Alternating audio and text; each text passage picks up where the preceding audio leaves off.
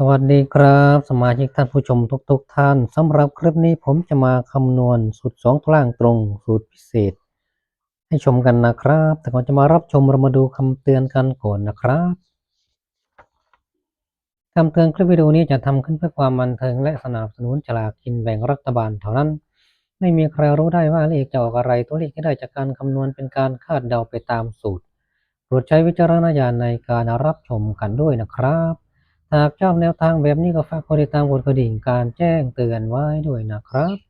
จะได้ไม่พลาดคลิปใหม่ๆจากทางช่องสูตรหวยไทย56โชคดีครับต่อไปเรามาเริ่มคำนวณกันเลยนะครับสูตรพิเศษงวดที่แล้วใช้สูตรสิบล่าง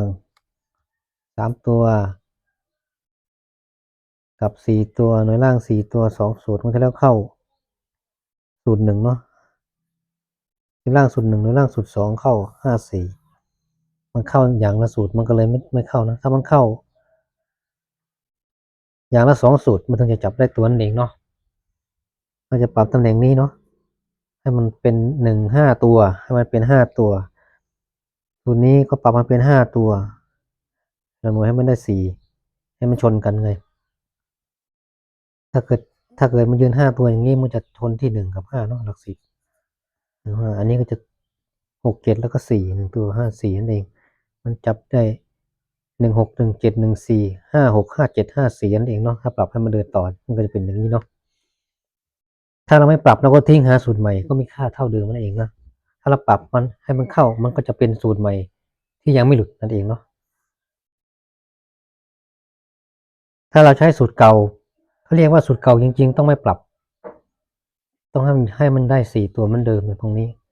มันก็เรียกว่าสูตรเก่าถ้าปรับปุ๊บจะกลายเป็นสูตรใหม่ทันทีนั่นเอง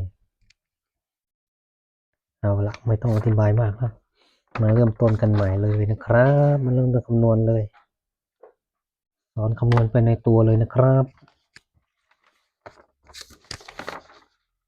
มีการคำนวณใช้สถิติที่ออกมาแล้วจากที่กองฉลากเขาประกาศเนาะมันถึงจะตรงนั่นเองคำนวณไปในตัวเลยที่การคำนวณหลัก10ล่างสูตรที่10ล่างสูตรที่ใช้เลข7เป็นตัวตั้งบวกแสนคือ8,000,000คูณ2 2ได้2เนาะ10,000คือ1นะ10บนคือ9นี่10บนคือ9หน่วยล่างคือ4คูณ6 46 24 101คือ1 11คือ3 3 4 12 13คือ8 104คือ6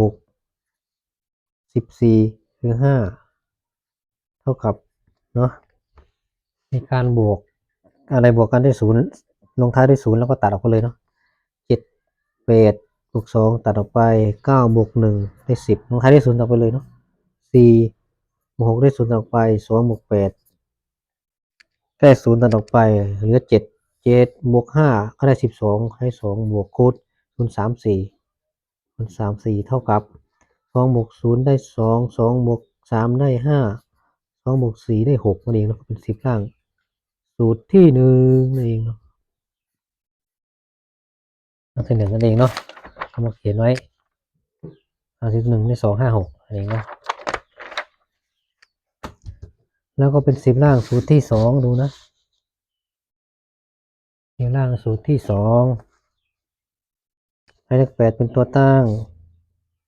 10,000คือ1 1 2ได้2พันคือ8หน่วยบนคือ4 4 4 2 8หน่วยล่างคือ4 101คือ1 1คูณ3ได้3 11คือ3 3คูณ3ได้9 102คือ5 13คือ8หน่วย3คือ1 14คือ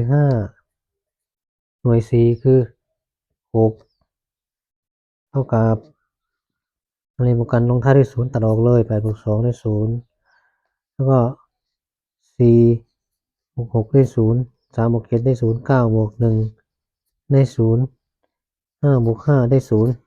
ที่เหลือ6เป็น6เนาะ6 บวก 1 เท่ากับ 7บวกคูณ0 1 2 3 8 0 1 2 3 8เท่ากับ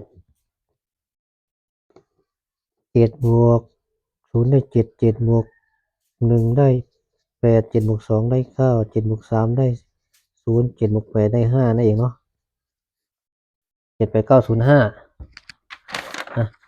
ข้างสูตรที่2 7 8 9 0 5นั่นเองเนาะเราจับชนทีเดียวเรามาลงหน่วยกันต่อเลยเนาะหลักหน่วยในสูตรที่1ใช้เลข5เป็นตัวตั้งแสนคูณ3แสนคือ8 8 3 24หมื่นคือ1 คูณ2ได้2 100บนคือ8 8คูณ2ได้16 10บนคูณ2 10บนคือ9 9 2 18หน่วยล่างคือ4 102คือ5 12คือ3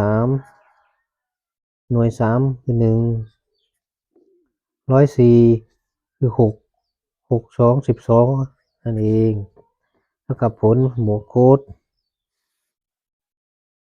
5 บวก 5 ได้0ตัดออกลงท้ายด้วย10ตัดออก4 บวก 6 ตัดออกเป็น10 2 บวก 8 เป็น10ตัดออกเลยเนาะแล้วก็7นั่นเอง4 บวก 3 ได้7นั่นเอง1 บวก 2 ได้3ก็คือ7 บวก 3 ก็ได้0บวกคูณ0 1 3 4 1 3 4 8 0บวกอะไรก็ได้ตัวนั้น0 1 3 4 8 4 8 0 1 3 4 8นะ0บวกอะไรก็ได้ตัวนั้นเองเนาะมันจะได้0 1 3 4 8เนาะเราหน่วยสูตรที่2เอาหน่วยในสูตรที่2นะ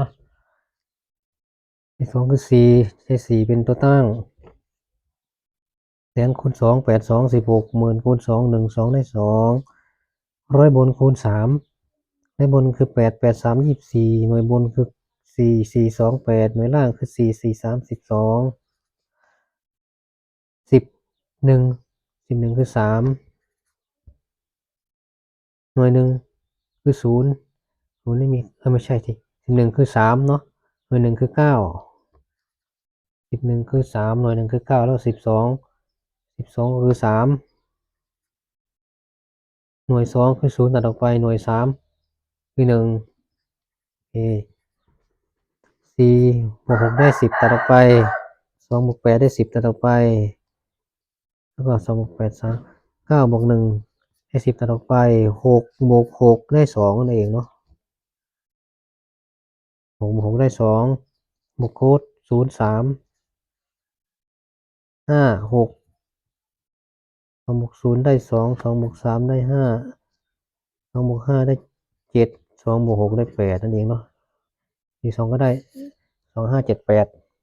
เดี๋ยวนี้เนาะน้องได้2 5 7 8นะเรามาจับชนกันเนาะพวกนี้ไว้ก่อนเรามาจับชนเลยในสูตรพิเศษของเราพร้อมวิธีคำนวณไปในตัวเนาะยังไม่หลุดนะครับเพราะปรับให้มันเข้าเองมันเลยไม่หลุดเองหรือจะทิ้งไปหาสูตรใหม่ที่มันหลุดมันก็มีค่าเท่ากันนะถ้าเดินหน้ามันอยู่ที่การเดินหน้านั่นเองว่ามันจะเดินต่อหรือเปล่านะนี่เป็นสูตรที่ยังไม่หลุดนะครับ3ตัวยังไม่หลุด4ตัวยังไม่หลุด5ตัวยังไม่หลุด5ตัวยังไม่หลุด4ตัวยังไม่หลุดเองมันจะเดินหน้าหรือเปล่าไม่รู้เทียบชนได้2ไม่ชน5ชน6ไม่ชนเนาะวัดไปที่ตัวชนเลยนะวัดดวงเลยในล่าง0ไม่ชน1ไม่ชน3ไม่ชน4ไม่ชน8ชนเด่น10ล่างชนตัวเดียวในล่างชนตัวเดียว8โอ้โหหาได้ยากนะที่มันจะชนตัวเดียวหลายตัวชนตัวเดียวอย่างนี้นะวัดใจเลยสูตรนี้ถ้าใครชอบสูตรนี้ก็วัดใจนั่นเองนะถ้าไม่ชอบตัวเด่นแล้วก็ชอบตัวรองดู นอกจากที่ในวงกลมจะเป็นตัวรองเนาะถ้าไม่ชอบตัวนี้ก็ดูจากตัวที่ในนอกวงกลมนั่นเองเนาะจับคู่ล่างสูตรพิเศษได้ชุดเดียวนะครับจะมาไม่มาไม่รู้ถ้าเขาเดินต่อก็คือมาเองเนาะถ้าเขามาก็คือเดินต่อไม่หลุดเองเนาะชุดเดียวนะครับก็ล่างตรง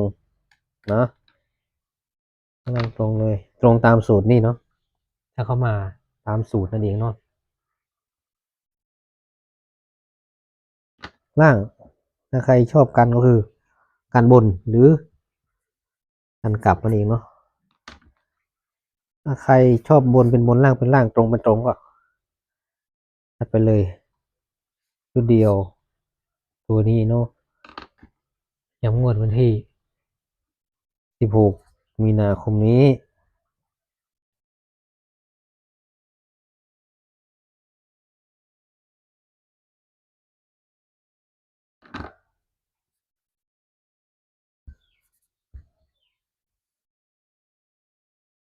ล่างตรงสูตรพิเศษนะครับก็คำนวณได้ตามนี้นะครับมีหลายสูตรให้เลือกชมกันนะครับอันนี้เป็น EP ที่5เนาะ EP ที่5ใครตกข่าวไม่ EP ที่1 2 3 4ก็ให้กดที่ชื่อช่องแล้วกดคำว่าวิดีโอแล้วก็ EP ทั้งหมดก็จะเรียงแถวให้ชมกันนะครับถ้ามีกดคำว่าวิดีโอก็มันก็จะไม่มาทั้งหมดนั่นเองไม่เรียงนั่นเองกดเข้าวิดีโอแล้วมันจะมาทั้งหมดแล้วเรียงแถวไปเลยเนาะมีหลายสูตรให้เลือกชมกันนั่นเองนะครับชอบสูตรไหนก็เลือกใช้สูตรนั้นชอบชุดไหนก็เลือกใช้ชุดนั้นได้ตามใจชอบเลยนะครับสำหรับคลิปนี้ก็คำนวณได้ตามนี้นะครับร่างตรงสูตรพิเศษได้ชุดเดียวเลยนะครับใครชอบสูตรนี้ก็คือวัดใจ